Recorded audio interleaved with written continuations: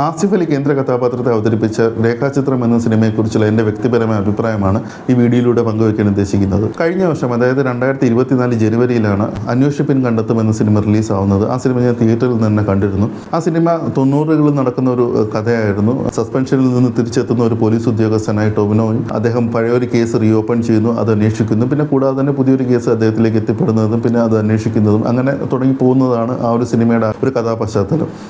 എനിക്ക് വ്യക്തിപരമായി ഒത്തിരി ഇഷ്ടപ്പെട്ട ഒരു സിനിമയായിരുന്നു. പക്ഷേ തിയേറ്ററിൽ അർഹിച്ച വിജയം ആ സിനിമയ്ക്ക് നേടാൻ കഴിഞ്ഞില്ല എന്നാണ് ഞാൻ മനസ്സിലാക്കുന്നത്.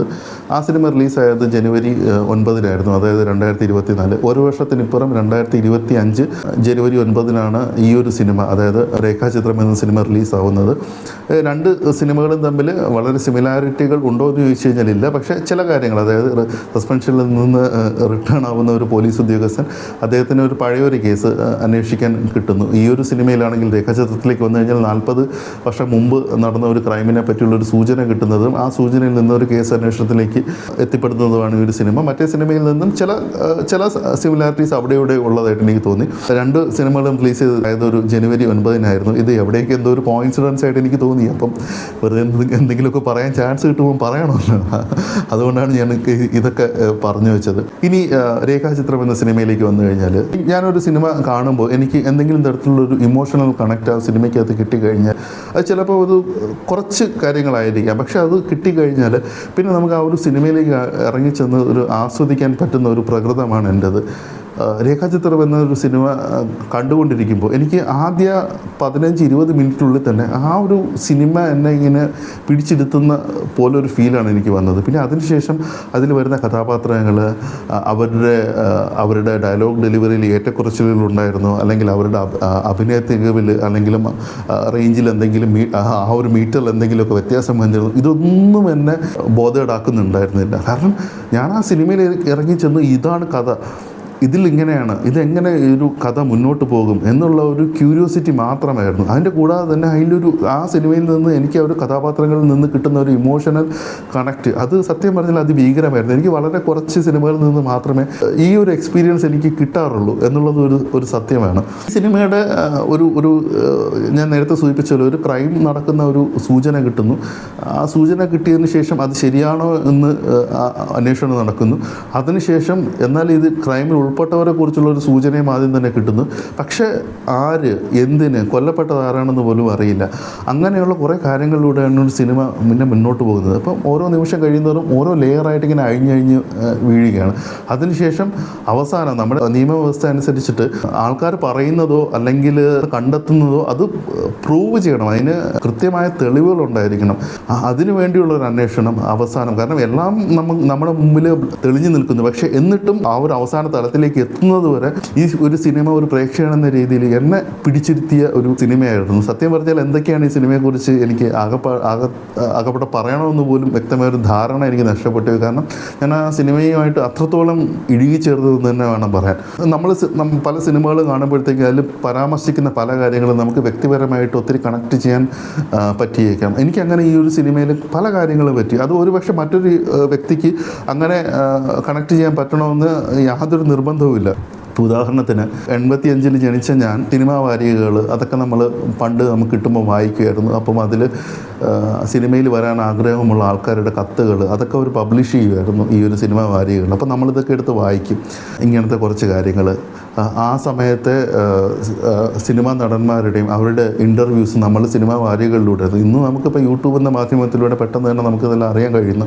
അന്ന് സിനിമാ സംബന്ധിയായിട്ടുള്ള ചർച്ചകളും കാര്യങ്ങളൊക്കെ നമ്മൾ ആശ്രയിച്ചിരുന്നത് കൂടുതലും ഈ ഒരു സിനിമാ വാരികകളിലൂടെ ആയിരുന്നു. പ്രത്യേകിച്ച് നമ്മൾ സലൂണിൽ പോകുന്ന ദിവസമാണെങ്കിൽ അന്ന് നമുക്ക് ഒത്തിരി സിനിമാ വാരികകൾ നമുക്ക് വായിക്കാൻ കിട്ടുന്ന ഒരു അവസരം കൂടെ ഉണ്ടായിരുന്നു. പിന്നെ കൂടാതെ തന്നെ ഈ ഒരു സിനിമയിൽ ഒരു പഴയൊരു സിനിമയെ ഒരു റെഫറൻസ്, അത് സിനിമയിലുടനീളം പഴയ കാതോട് കാതോരം എന്ന സിനിമയുടെ ഒരു സെറ്റിൽ നടന്ന ഒരു കാര്യത്തെ എടുത്തിട്ട്, അതായത് ഒറിജിനലി അങ്ങനെ സംഭവിച്ചു എന്നല്ല, അങ്ങനെ ഒരു ഉണ്ടാക്കിയെടുത്ത ഒരു കഥയുമായിട്ടാണ് ഇളക്കി ചേർത്താണ് ഈ ഒരു സിനിമ മുന്നോട്ട് പോകുന്നത്. ഇതിനിടയിൽ എനിക്ക് എടുത്തു പറയേണ്ട ഒരു കാര്യം എന്ന് വെച്ച് കഴിഞ്ഞാൽ, ഈ ഒരു സിനിമയിൽ സാങ്കേതിക വിദ്യ ഉപയോഗിച്ചിട്ട് മമ്മൂട്ടിയെ ഇത് സിനിമയ്ക്കകത്ത് കാണിക്കുന്നുണ്ട്. അതായത് കാതോട് കാതോരം എന്ന സിനിമയിൽ അദ്ദേഹം അഭിനയിച്ചിരുന്ന ആ ഒരു അപ്പിയറൻസിൽ അദ്ദേഹത്തെ കൊണ്ടുവരുന്നുണ്ട്. അത് പലരും അപ്രീഷിയേറ്റ് ചെയ്യുന്നുണ്ട്. തീർച്ചയായിട്ടും വളരെ നല്ലൊരു എക്സ്പീരിയൻസ് തന്നെയാണ് അവർ തിയേറ്ററിൽ നിന്ന് കിട്ടിയത്. പലരും ഇന്ത്യൻ 2 എന്ന സിനിമയിലെ ശങ്കർ റീക്രിയേറ്റ്, അതായത് വിവേക് വെച്ചാൽ വിവേക് നെടുമുടി വേണു രണ്ട് നടന്മാരെ റീക്രിയേറ്റ് ചെയ്ത കുറച്ച് വിഷ്വൽ, അതായത് കുറച്ച് വിഷ്വൽസ് അവരുടെ ഒറിജിനലായിട്ടുള്ളതുണ്ടായിരുന്നു, ചില വിഷ്വൽസ് അവർ റീക്രിയേറ്റ് ചെയ്തായിരുന്നു. അതുമായിട്ട് താരതമ്യപ്പെടുത്തിയിട്ട് ശങ്കർ ഈ സിനിമയിൽ നിന്ന് കണ്ടുപിടിക്കണം എന്നൊക്കെ പലരും പറയുന്നുണ്ടായിരുന്നു. പക്ഷെ അതിനോട് എനിക്ക് വിയോജിപ്പുണ്ട്. കാരണം ഈ സിനിമയിൽ മമ്മൂട്ടി അവർ കാണിക്കുന്നത് 2 സീനിലാണ്. അതും 2 സീനും കൂടെ കൂട്ടിച്ചേർത്ത് വെച്ച് കഴിഞ്ഞാലും ഒരു 5 സെക്കൻഡിൽ കൂടുതൽ വരില്ല. അപ്പോൾ അതുകൊണ്ട് ഒരു 5-6 സെക്കൻഡിൽ വരുന്ന ഒരു സീനിനെ വെച്ചിട്ട് വേറൊരു സിനിമയിൽ തന്നെ ഒരു നല്ലൊരു ലെങ്തി ആയിട്ട് വരുന്ന കുറച്ച് സീനുകളുമായിട്ടും ഒരിക്കലും താരതമ്യപ്പെടുത്താൻ പറ്റില്ല. അപ്പോൾ ഇതിൻ്റെ കൂടെ ഞാൻ പറഞ്ഞു വന്നേ ഉള്ളൂ. ഇനി ഈ ഒരു സിനിമയുടെ ഒരു തിരക്കഥ നമ്മൾ എടുത്തു നോക്കിക്കഴിഞ്ഞാൽ എല്ലാ കാര്യങ്ങളും അത് ചുമ്മാ പറഞ്ഞു പോകുന്നതല്ല, അത് എല്ലാ കാര്യങ്ങളും അത് വ്യക്തമായ രീതിയിൽ അവർ ആ സിനിമയിൽ ലിങ്ക് ചെയ്ത് എടുപ്പിക്കുന്നുണ്ട്. ഇപ്പോൾ എന്നാത്താൻ കേസോട് എന്ന സിനിമയിൽ കാതോട് കാതോരം എന്ന സിനിമയിൽ തന്നെ പാട്ടിൻ്റെ റിക്രിയേറ്റ് ചെയ്യപ്പെടുന്നുണ്ട്. ആ സീൻ പോലും ഈ സിനിമയ്ക്കകത്ത് എങ്ങനെ അവർ വ്യത്യസ്തമായ രീതിയിൽ ഉൾപ്പെടുത്തി എന്നതിന് തീർച്ചയായിട്ടും അവരൊരു കൈയടി അർഹിക്കുന്നുണ്ട്. അതുപോലെ തന്നെ മുത്താരം കുന്ന് പി എന്നത് ഇന്നും ആസ്വദിച്ച് കാണുന്ന ഒരു സിനിമയാണ്. അപ്പോൾ ആ ഒരു സിനിമയുടെ ഒരു സന്ദർഭം എടുത്തിട്ട്, ആ ഒരു സിനിമയിലെ ഡയലോഗ്സ് എടുത്തിട്ട് അത് ഈ സിനിമയ്ക്ക് വേണ്ടിയിട്ട് ഒരു സന്ദർഭം അഡീഷണലായിട്ട് അവർ ഉണ്ടാക്കിയെടുക്കുന്ന ഒരു കഥാപശ്ചാത്തലം, അതെല്ലാം വളരെ നല്ല രീതിയിലാണ് ഒരു പ്രേക്ഷകൻ എന്ന രീതിയിൽ എനിക്ക് വർക്കായത്. ഇനി സിനിമയുടെ ഒരു ഘട്ടത്തിൽ കന്യാകുമാരി ജില്ലയിലെ കുറച്ച് സ്ഥലങ്ങൾ കാണിക്കുന്നുണ്ട്. വളരെ കുറച്ച് രംഗങ്ങൾ മാത്രമേ ഉള്ളൂ എങ്കിലും വളരെ മനോഹരമായ രീതിയിൽ തന്നെ ആ ഒരു രംഗങ്ങളെല്ലാം എസ്റ്റാബ്ലിഷ് ചെയ്യാൻ അവർ സംവിധായകന് കഴിഞ്ഞിട്ടുണ്ട്. പിന്നെ വ്യക്തിപരമായിട്ട് കന്യാകുമാരി ജില്ലയെ ഏറെ ഇഷ്ടപ്പെടുന്ന ഒരു വ്യക്തി ആയതുകൊണ്ടും ആ ജില്ലയിലൂടെ കുറേ യാത്രകൾ നടത്തിയ ഒരു വ്യക്തി ആയതുകൊണ്ടും ആ രംഗങ്ങളെല്ലാം എനിക്ക് വളരെ റിഫ്രഷിംഗ് ആയിട്ട് തന്നെ തോന്നി. ഇനി കുറച്ച് താത്വിക അവലോകനത്തിലേക്ക് വരാം. ഇത് എൻ്റേതായ ഒരു താത്വിക അവലോകനമാണ് കേട്ടോ. ഞാൻ നേരത്തെ സൂചിപ്പിച്ചു, സിനിമാ വാരികകളിലൂടെയൊക്കെ ആൾക്കാർ പലരും കത്തെഴുതുന്നതും അത് പ്രസിദ്ധീകരിച്ച് വരുന്നതും നമ്മളെല്ലാം വായിക്കുന്ന കാര്യങ്ങളൊക്കെ. അതുപോലെ നിലനിന്നിരുന്ന വേറൊരു കാര്യമായിരുന്നു സിനിമയിലെ നടീനടന്മാർക്ക് വേണ്ടിയിട്ട് കത്തെഴുതുക. കൂടുതലും അന്ന് സിനിമ അവരുടെ വീട്ടിലേക്ക് ആയിരിക്കത്തില്ല കത്തുകൾ എഴുതുന്നത്, അവർ സ്ഥിരമായിട്ട് താമസിക്കുന്ന ഹോട്ടലുകളിലേക്കായിരിക്കും. എനിക്ക് പെട്ടെന്ന് ഓർമ്മ വരുന്നത് കുറച്ച് വർഷങ്ങൾക്ക് മുമ്പ് മുകേഷ്, അതായത് നമ്മുടെ നടൻ മുകേഷ്, അദ്ദേഹം പണ്ട് അങ്ങനെ കിട്ടിയിരുന്ന കത്തുകളെക്കുറിച്ച്, അത് അദ്ദേഹത്തിന് വന്നിരുന്ന കത്തുകളായിരുന്നില്ല, അതിനെക്കുറിച്ച് അദ്ദേഹം പറയുന്നുണ്ട് ഒരു ടി വി പ്രോഗ്രാമിൽ. അതായത് പ്രിയദർശൻ്റെ കൂടെ ഒരു ഗ്യാങ് ഉണ്ടായിരുന്നു, ആ ഗ്യാങ്ങിൽപ്പെട്ട ഒരാളായിരുന്നു മുകേഷ്. അപ്പം ചെന്നൈയിലെ ഒരു ഹോട്ടലിലായിരുന്നു സ്ഥിരമായിട്ട് പ്രിയദർശൻ താമസിച്ചിരുന്നത്. പ്രിയദർശന് ധാരാളം കത്തുകൾ വരുമായിരുന്നു. അതായത് സിനിമ അഭിനയമോഹമായി നടക്കുന്ന ധാരാളം പുരുഷന്മാരും സ്ത്രീകളും അദ്ദേഹത്തിന് കത്തുകൾ എഴുതിയിരുന്നു. അപ്പോൾ പ്രിയദർശൻ മിക്കവാറും റൂമിൽ കാണില്ല. അപ്പോൾ മുകേഷും അവരുടെ മറ്റ് സന്തത സഹചാരികളൊക്കെ ആയിരിക്കും റൂമിലുണ്ടാവുക. അവർ വരുന്ന കത്തുകളെല്ലാം അവർ തന്നെ പൊട്ടിച്ച് വായിക്കും. എന്നിട്ട് അവർ അനലൈസ് ചെയ്യും. ഇവനിത്തിരി കാണാൻ കൊള്ളാം, എന്നാൽ പിന്നെ നീ സിനിമയിലേക്ക് വരണ്ട എന്ന് പറഞ്ഞിട്ട് കീറിക്കളയും. അങ്ങനെ ധാരാളം കത്തുകൾ അവർ കീറിക്കളഞ്ഞ കാര്യം വളരെ ലാഘവത്തോടെ അന്ന് മുകേഷ് പറയുന്നത് കേട്ടു. ഒരു സാധാരണക്കാരൻ എന്ന നിലയിൽ എനിക്ക് വല്ലാത്ത രീതിയിലുള്ളൊരു അമർഷവും ഒരു ദേഷ്യവും ഒക്കെയാണ് എനിക്ക് ആ ഒരു എപ്പിസോഡ് അദ്ദേഹം പറഞ്ഞ കാര്യങ്ങൾ കണ്ടപ്പോൾ എനിക്ക് തോന്നിയത്. കാരണം മനഃപൂർവ്വം, അതായത് മറ്റുള്ളവരുടെ അവസരങ്ങൾ തല്ലിക്കെടുത്തുക എന്നുള്ള രീതിയിൽ ഇങ്ങനെ ചെയ്യുന്നത് അതൊരിക്കലും, അത് അദ്ദേഹം വളരെ തമാശ രീതിയിൽ പറയുന്നുമുണ്ട്, അത് കേൾക്കുന്നവരും അതേ രീതിയിൽ ആസ്വദിക്കുന്നുണ്ട്. എന്തുകൊണ്ട് എനിക്കത് ആസ്വദിക്കാൻ കഴിഞ്ഞില്ല? എന്തുകൊണ്ട് ഞാനിത് പറയുന്നു എന്ന് ചോദിച്ചു കഴിഞ്ഞാൽ സിനിമ കണ്ടു കഴിഞ്ഞാൽ നിങ്ങൾക്ക് മനസ്സിലാവും. അതുപോലെ തന്നെ ഈ ഒരു സിനിമയിൽ തന്നെ സഫാരി ചാനലിലെ ചരിത്രം എന്നിലൂടെ എന്നുള്ളൊരു പ്രോഗ്രാമിൻ്റെ ഒരു റെഫറൻസ് വരുന്നുണ്ട്. ചരിത്രം എന്നിലൂടെ എന്നുള്ളൊരു പ്രോഗ്രാം എനിക്ക് വളരെ ഇഷ്ടപ്പെട്ടതാണ് സഫാരി ചാനലിൽ. അതിൽ തന്നെ കുറ്റാന്വേഷണ കഥകൾ, അതായത് പോലീസ് ഉദ്യോഗസ്ഥന്മാർ അവരുടെ ജോലി ചെയ്തിരുന്ന കാലഘട്ടത്തിലെ പല കേസുകളെക്കുറിച്ച് പരിചയപ്പെടുത്തുന്ന എപ്പിസോഡുകൾ സഫാരി ചാനലിലുണ്ട്. ആദ്യമൊക്കെ എനിക്കത് കാണുമ്പോഴത്തേക്കും വളരെ ഇൻട്രസ്റ്റിംഗ് ആയിട്ട് ഞാൻ കാണുമായിരുന്നു.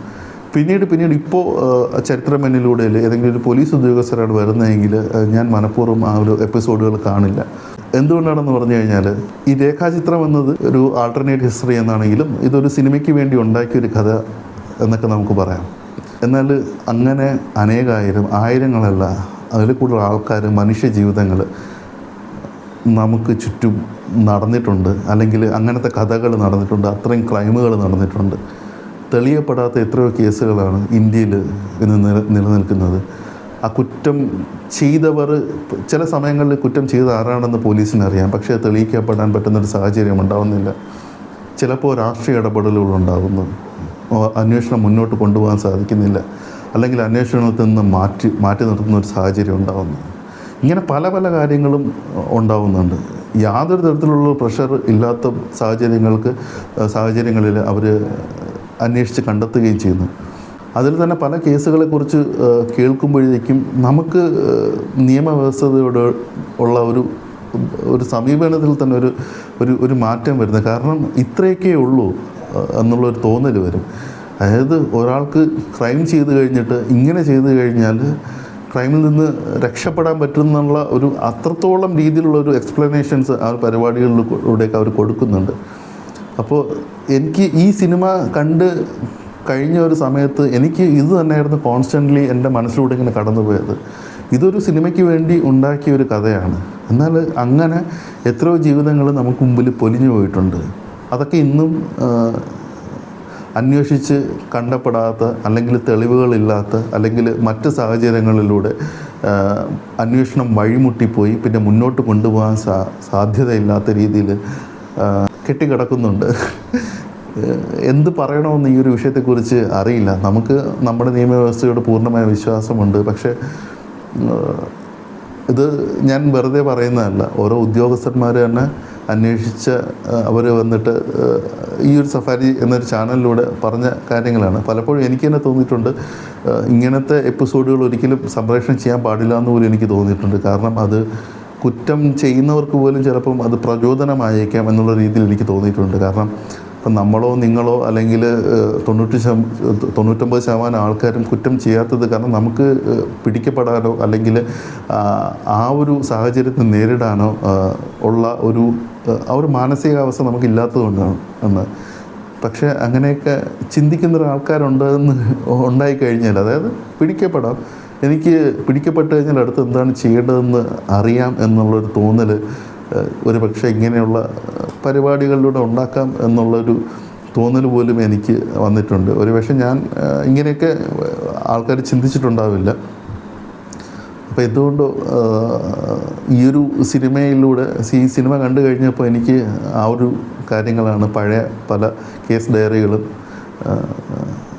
കുറ്റവാളി ആരാണെന്ന് കണ്ടെത്തിയിട്ടും തെളിവുകളുടെ അഭാവത്തിൽ പ്രൂവ് ചെയ്യാൻ പറ്റാത്ത ഒരു സാഹചര്യം വരിക, അല്ലെങ്കിൽ രാഷ്ട്രീയ ഇടപെടലുകൾ, അല്ലെങ്കിൽ മറ്റ് ഇടപെടലുകളുണ്ട്, അന്വേഷണം വഴിമുട്ടി നിൽക്കുക. ഇതൊക്കെ ഒരുപക്ഷെ സിനിമകളിൽ മാത്രം. ഇപ്പം ഇങ്ങനത്തെ ഒരു കേസ് ഇന്നാണ് സംഭവിക്കുന്നത് എങ്കിൽ ഒരിക്കലും ആ ഒരു കേസിൻ്റെ അന്വേഷണം മുന്നോട്ട് നടക്കില്ല എന്നുള്ളൊരു തോന്നൽ എനിക്ക് ഉണ്ട്. സിനിമ ആയതുകൊണ്ട്, സിനിമയുടെ ഒരു ഹീറോയിസം ആയതുകൊണ്ടും അതൊക്കെ സംഭവിച്ചു സിനിമയുടേതാക്കി വേണ്ടിയിട്ട്. ഞാൻ എന്തൊക്കെയോ പറഞ്ഞു പോകുന്നുണ്ട്. കാരണം ഈ ഒരു സിനിമ എന്നെ അത്രത്തോളം ഒന്ന് ഇമോഷണലി വീക്കാക്കി എന്ന് വേണം തുറന്ന് പറയാൻ. അപ്പോൾ ഇതൊക്കെയായിരുന്നു പറയാൻ എനിക്കുണ്ടായിരുന്നത്.